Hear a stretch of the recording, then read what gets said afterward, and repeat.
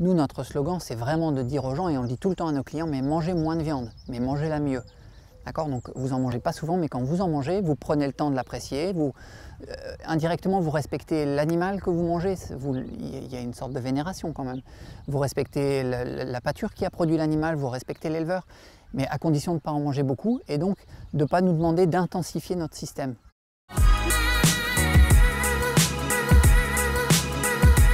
Moi, je suis Franck Boucher, je suis éleveur dans le Pas-de-Calais, à Audinctin, dans les Hauts-de-France.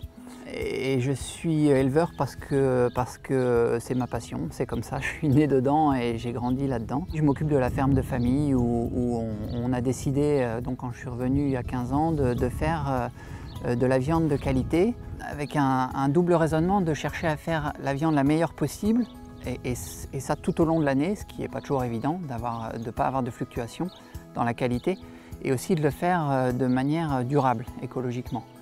Ce qui est très à la mode maintenant, mais qui était un peu avant-gardiste peut-être il y a 15 ans.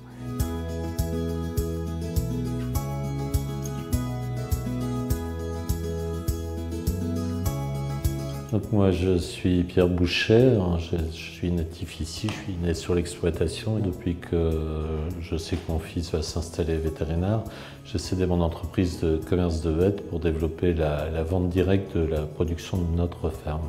Valoriser un circuit court, c'était un partenariat avec des très bons revendeurs, comme les cueillettes Chapeau de Paille. C'était au marché des Enfants Rouges à Paris. Quand il s'est créé La Ruche qui dit oui, ça répondait tout à fait à cette conclusion. À chaque fois qu'on mettait un paquet de viande à quelqu'un, il posait ses questions, il était content de voir l'homme qui l'avait produit ou le père de la personne qui avait produit, et ils posaient leurs questions. Et c'est aussi pour ça que sur chaque étiquette, sur chaque paquet, on met mon portable.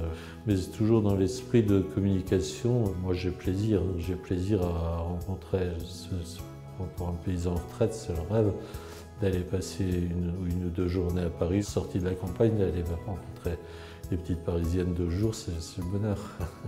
Voilà.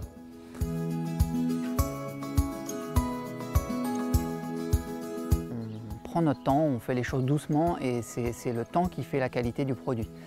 Et ce temps-là, je l'ai parce que je suis un peu atypique et que je suis vétérinaire et que mon gagne-pain, c'est mon métier de vétérinaire. Et que je n'avais pas une urgence de rentabilité sur la ferme dans l'immédiat pour nourrir ma famille. Si je devais vivre de mon métier d'éleveur au jour d'aujourd'hui et en tout cas relativement vite, je serais obligé alors sans tomber dans la caricature de l'élevage industriel, mais je serais obligé d'intensifier les choses et qui dit quand on parle d'intensification, forcément c'est toujours au détriment de la qualité. En 2004, je me suis dit, il est impossible que Franck, qui veut produire de la qualité, à l'herbe et tout ça, une viande complètement opposée à la viande industrielle, il produise pour envoyer dans les circuits de la grande découpe et de la grande distribution. C'était absolument pour lui impossible. Donc là, il se présentait le choix où on cédait l'exploitation. Moi, ça me crevait le cœur, lui aussi, Marion aussi. On était tous attachés à l'exploitation, vu l'histoire de la famille, où on plantait tout, on en faisait des forêts, quoi. Mais bon, Franck était quand même passionné, de par son métier, sur la production de viande. Et le seul moyen de produire la viande, c'était de la valoriser nous-mêmes.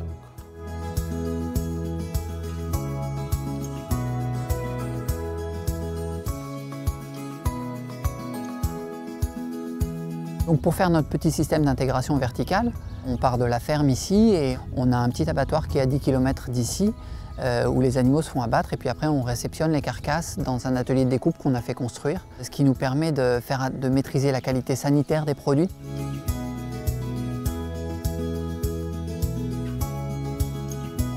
On a commencé en 2004 dans des ateliers en location la nuit, parce que les ateliers étaient occupés la journée. Et puis après, quand j'ai vu que l'équipe était vraiment bonne, que la demande existait, que c'était la solution pour Franck, on a bâti ici l'atelier.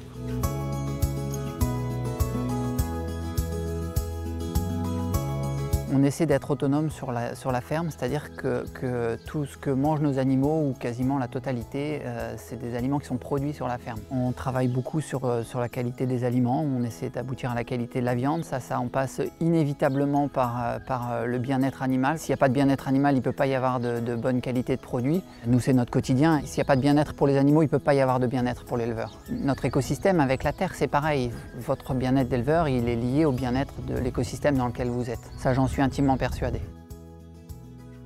L'une de nos productions principales ici, c'est de faire du veau sous la mer. Donc ça veut dire que le petit veau qui naît de la vache allaitante, donc qui est une vache destinée à faire de la viande, on va le laisser boire à sa mère matin et soir jusqu'à l'âge de 6 mois. Et on complémente un petit peu avec des céréales, l'idée étant d'avoir une viande de qualité supérieure en veau, tout en respectant quand même, en faisant très attention au bien-être du veau. Il n'est pas attaché, il n'est pas isolé et ils sont élevés, on essaie de faire des bandes de vaches et de veaux, d'une vingtaine d'animaux à peu près, ce qui permet au veau d'évoluer avec ses congénères. On n'est pas en agriculture biologique au jour d'aujourd'hui, alors c'est pas qu'on n'y pense pas, c'est pas qu'on n'a pas envie, mais il y a quelques freins. Le plus gros frein, c'est qu'on achète nos animaux de renouvellement, parce qu'on fait des veaux sous la mer, on n'a pas le renouvellement et on les achète. Et on n'a pas trouvé jusque maintenant d'agriculteurs qui sont en agriculture biologique et qui sont capables de nous vendre des animaux futurs reproducteurs. Il y a un autre frein qui est inévitablement, si vous voulez faire du bio, qui soit bon, alors attention, au jour d'aujourd'hui, on est arrivé à une telle mode du bio qu'il se fabrique beaucoup de bio pas bon. Si vous voulez faire du bio qui soit bon, vous avez forcément une baisse du volume de production. C'est pas possible autrement. Soit vous vendez votre produit plus cher, soit sinon il faut gagner moins. Au jour d'aujourd'hui, moi, si je gagne moins, l'argent que je gagne, il sert à rembourser ce que je dois à la banque et il sert à payer mes salariés. Si je gagne moins, ça veut dire que je paye moins mes salariés.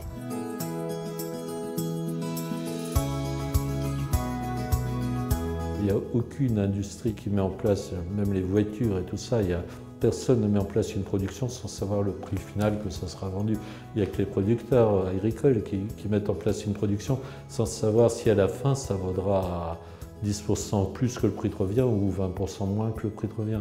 Il n'y a que les agriculteurs pour faire ça. Il faut que le consommateur il soit prêt à payer plus cher un peu, pas beaucoup, parce que pour finir l'écart de prix est minime entre ce que vous voyez dans les monop ou ce que vous voyez dans la belle distribution. Il n'y a qu'entre-temps, il n'y a pas eu d'intermédiaire, il n'y a pas eu de fortune faite comme on a connu les fortunes faites dans la grande distribution sur 30 ans. De plus en plus de consommateurs sont attachés à la qualité du produit et de plus en plus d'agriculteurs ont envie de faire un produit vrai, et de ne pas s'endetter énormément et de faire un produit vrai de qualité avec passion. Des deux côtés, tout le monde a envie que ça marche, mais c'est sûr qu'il faut des années pour reconstruire ce qui a été détruit pendant 40 ans par la grande distribution.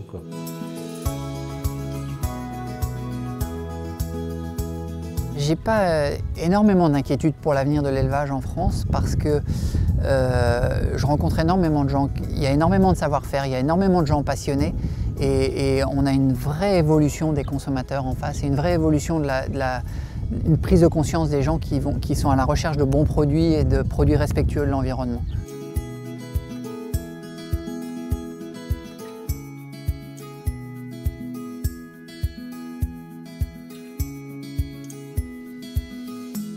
On a rencontré donc Pierre et Franck, c'était une rencontre passionnante parce qu'ils sont vraiment impliqués pour le bien-être de leurs animaux. Ils ont une approche qui est complètement différente de ce qu'on pensait, nous, sur le traitement des vaches, sur la carcasse, sur la viande. Mika ? Oui. Qu'est-ce que tu fais ? Mais viens. Mais lâche cette vache ! Mais elle est super mignonne. Mais n'importe quoi, lâche-la, qu'est-ce que tu fais ? Elle est mignonne, viens.